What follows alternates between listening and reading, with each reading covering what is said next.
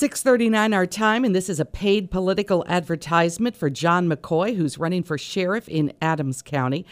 And this morning when John sat down and I said, let's talk about what? And he said the uptick of violence. And unfortunately, hitting too close to home for comfort, police in Des Moines, Iowa say there is clearly danger right now for police officers in the Des Moines area.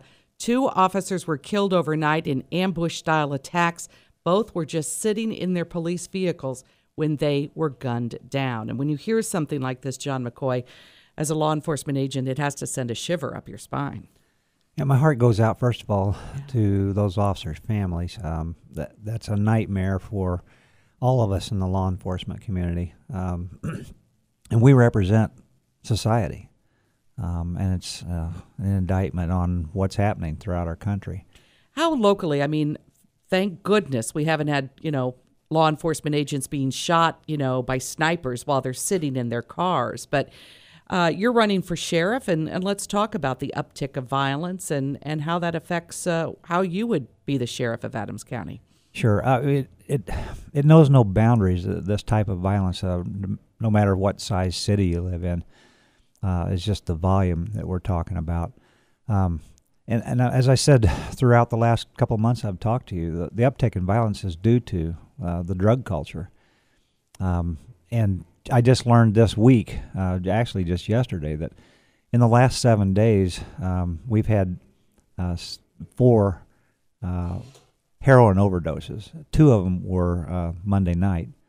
One of them, I understand, may have passed away. I haven't got that confirmed yet or not. Now, as a news reporter, I'm going to jump in here, even though it's your paid political advertisement. Sure. Excuse me, I can't help myself.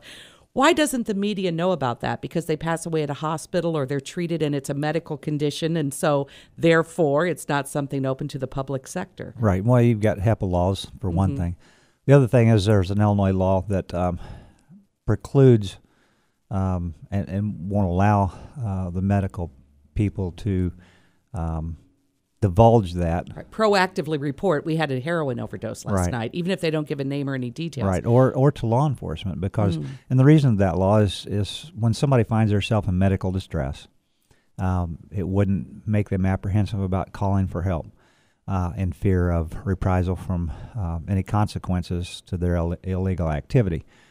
And I understand that for that purpose, but that hampers to a certain degree what we need to do to attack that. There are ways around it. I've thought about this long and hard, and that's one of the reasons I've asked Tony Grotens to come and help me. And I think that us together and some of the talent that we have there in the Sheriff's Department, vetting them out, and with a proper motivation and leadership, we can get this started and make a successful campaign in taking care of this problem.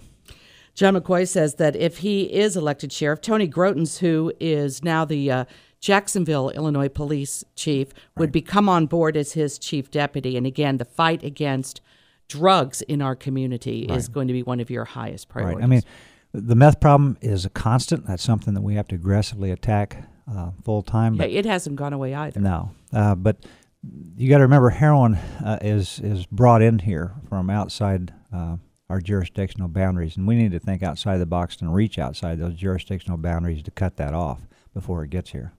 John McCoy, proven experience matters. For more information about his campaign, go to johnmccoyforsheriff.com. The election is this coming Tuesday. Thank you, John McCoy. Thank you.